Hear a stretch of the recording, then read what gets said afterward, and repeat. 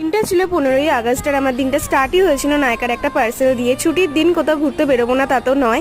তো যেমন বলে তেমন কাজ, বেরিয়ে পড়েছিলাম ডিবাপিতে খেতে যাব বলে, সোদপুরেরটায়।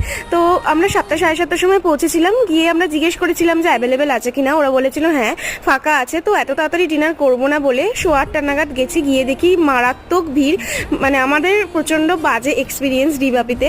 ওইটুকুনি একটা ওয়েটিং রুমের মধ্যে এতজন লোক, তো ওদের ম্যানেজমেন্টটা আমার ঠিক লাগেনি। তো যাই হোক, অনেক রাত হয়ে যাচ্ছিলো বলে মানে ওখানে প্রচুর দেরি করছিল। তখন 9:30 পৌনে 10টা বেজে গেছিলো। তো আমরা বেরিয়ে পাশের কারিমসে চলে এসেছিলাম, কারণ অত রাত অবধি থাকার কোনো মানেই হয় না। তো কারিমসের খাবার নিয়ে তো কোনো কথাই হবে না, সবাই জানো তোমরা। নিয়েছিলাম তো মাটন বিরিয়ানি, আর একটা চিকেন টেংরি ওই স্টার্টারে নিয়েছিলাম, আর একটা নিয়েছিলাম কোল্ড ড্রিঙ্কস আর শাহি টুকরা। তো মারাত্মক ভালো খেতে ছিল সবকটা খাবারই। যদি তোমাদের ভিডিওটা ভালো লেগে থাকে তাহলে লাইক শেয়ার সাবস্ক্রাইব করে দিও। চলো।